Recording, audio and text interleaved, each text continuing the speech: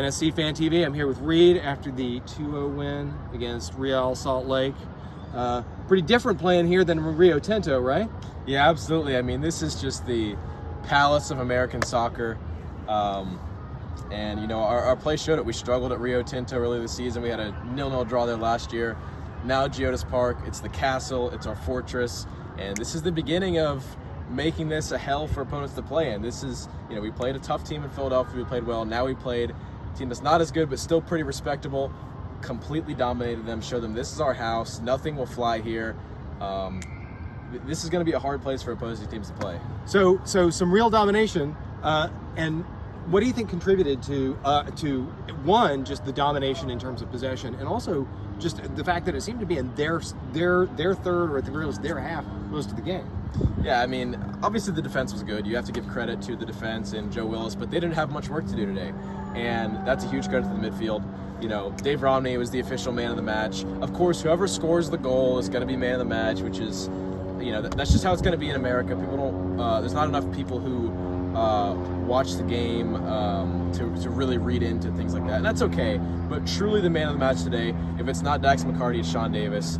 Originally, I was saying Sean Davis. He's had so many man of the match performances today, in my opinion, or this season, in my opinion, excuse me. But then in that second half, man, McCarty was all over the place. And there were one or two instances where he was just inside the penalty area, and I was thinking, shoot, because there was an opportunity for him to shoot. He didn't take it, but I mean, in that midfield, he was completely bossing Real Salt Lake around all day. Nothing was getting through him. We've had a couple other interviews on here where they talked about that, but I just can't help but emphasize the way Davis and McCarty, what a fantastic partnership. And I think when Godoy is healthy, our midfield pairing should generally be Godoy and Davis. But I mean, when McCarty can come in and put in a shift like he did today, you can tell how much this club means to him, how much he loves the game of soccer, because, you know, he's getting older. He could have retired this season, became a broadcaster full-time. He stuck around, wanted to play at least one more season. Who knows if he'll play anymore, but so far this season, he's done a great job. He was pivotal in that Seattle win to open the season. He was fantastic today. Big up Dax McCarty. Yeah, a lot of really just smart balls from McCarty going forward, slowing up play whenever things were unbalanced. Really smart play from him. So another question is, what's up with? So we were able to again get another zero against them. So what contributed to just completely stopping their offense? They just seemed completely flummoxed. Yeah, I mean, again, it's the midfield, and I think our wingbacks did well today. I think we were able to quickly turn around. Once we got possession, we were able to quickly hit them on the counter, move the ball up the field quickly, and that was crucial.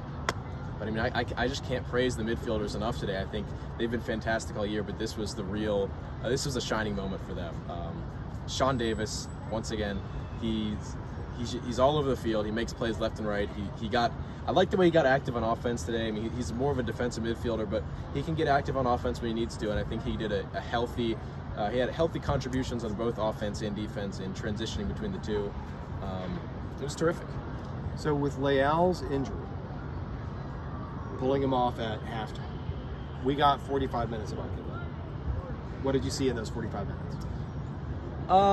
I didn't see quite as much as I hoped I would. I think he contributed more in the Philadelphia game. I'm still not out on Loba. I think if we give him some more minutes, he can really contribute more, become more of a staple in this team, and potentially start every now and then. But I feel like today, you know, it's hard to get on the field if you're not starting on a Gary Smith team. He likes to make these late substitutions. So if you finally get that chance to get a full half in, I think you have to take advantage of it. You have to want it just a little bit more than he did today.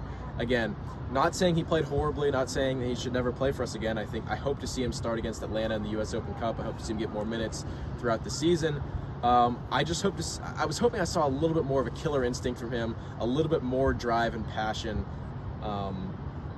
You know, there was that one play where he was offside and, you know, he was clear out on goal, he missed the chance. And of course, you know, misses happen, but I think there are some plays where you just have to, when you're some opportunities like this, where it's a gift given to you.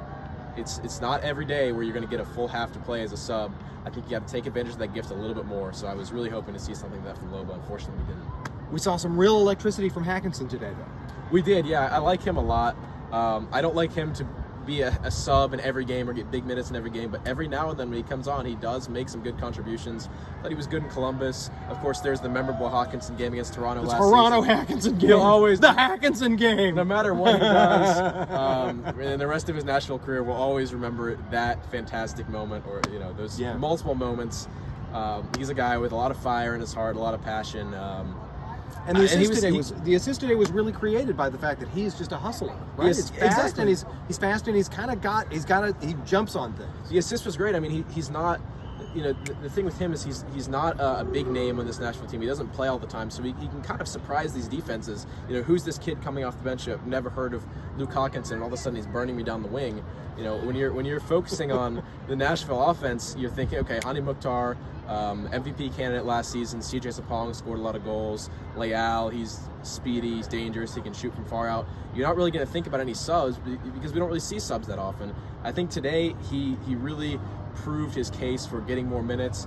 Another guy I hope to see start against Atlanta in that U.S. Open Cup game. I don't want to see an entire starting 11 of backups. I want to see a couple starters mixed in here and there, but I think he is a backup who absolutely has earned that playing time, and he can help us get a win on Wednesday. Who are somebody that you would like to see on the field who we haven't talked about for the Atlanta game on Wednesday? This is an agenda I'm going to start pushing throughout the season, Handwalla Bwana. Ever since last year's game against Cincinnati and then a couple of minutes ago against Montreal, I've been high on him. He made a couple mistakes there, but he showed some really positive signs. He's a good, young, speedy, athletic player. I think, he has good chemistry with Mukhtar off the field. I would imagine that would translate well on the field. So I don't think Mukhtar's going to play in the U.S. Open Cup, or at least not start, but I think he deserves more minutes. He hasn't really sniffed the field ever since those first two games of last season. We've favored guys like Zubac and Hawkinson and those guys over him. I don't really see what he's done to give away opportunities to play. I think he has earned at least substitution minutes. So I hope to see him get a start there. If he doesn't get a start, I hope to see him come off as a sub, and I think he can make an impact. I think he's a guy where he saw, once he came in from Seattle in 2020, he saw the field immediately, got a couple sub appearances, and then last year after those two sub appearances, got completely taken away from him. I think he will have that willingness to go all out, and I think if he is given the chance, I would be shocked if he doesn't make the most of it. So I want to see him out there. So a deep cut with Bwana. So that's great. Do you have a prediction for the Atlanta match? It's tough to make a prediction just because, we don't know what kind of lineup we're going to put out, what kind of lineup they're going to put out, because on one hand it is just a cup game, but it's, is it the round of 32 or the round of 16? I think it's 32. Either way, we're getting later on in the competition. It's a rivalry game of sorts. So I could see us putting out a more competitive lineup. I don't think the stars of Mukhtar, Joseph Martinez will play, but I could see Zimmerman playing because he's the kind of guy where, he'll come off of a stint with the U.S. national team. He'll play on Wednesday, Saturday, and Wednesday, and then he'll come back from international break and play the next Saturday with NSC. So I could see him. Are we seeing Mitt Romney kind of play? Is he going to play?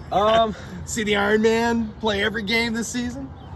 I don't think Romney. Mitt Romney. Did I say Mitt Romney? His name is Dave Romney. He didn't run for president. I could see him playing, but I don't think he will or he should. I think Castellanos could get on the field. He's another one that we'd like to see out. He played well last season in the few chances he got. Oh, he's injured? He's injured. Okay, well, not Castellanos, but maybe Longmire. He's been on the bench. That's who I wanted to see. Maybe we could see some of him. I've never seen him play in college. I haven't seen much of his game. This could be a chance for him to show off, especially if we do a 3 in the back as opposed to a 4 in the back.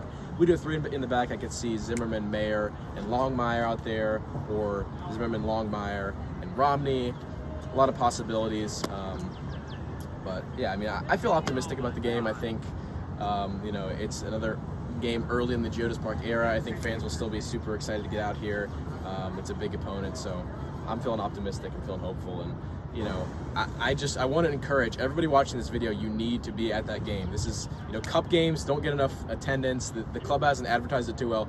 We need to keep Geodis Park as a fortress. We need to make it tough. This is Atlanta's first introduction to our new stadium. They like to talk a little trash about how they love to travel well. Let's make them not welcome. And, unless you're working or something like that, if you are free that night, you have to be here. And it's affordable. It is affordable. It's the cheapest game that you're going to see because it's a cup game. It wasn't included in the original schedule. Tickets are, $10, $15 in the supporter section. We got to get on that. I mean, I have an AP exam bright and early, 8 in the morning the next day. I'm going to be here. I mean, we got to show out. So let's close out with acknowledging that it's Mother's Day. Yes, happy Mother's Day to all the mothers, to my mother, every mother, grandmother, everything out there. And Nashville SC put a great performance out for any of the mothers in the crowd today. There were a lot of moms hugging their children after that first goal, and especially after the second one. It was great to see. All right, NSC Fan TV. Thanks very much.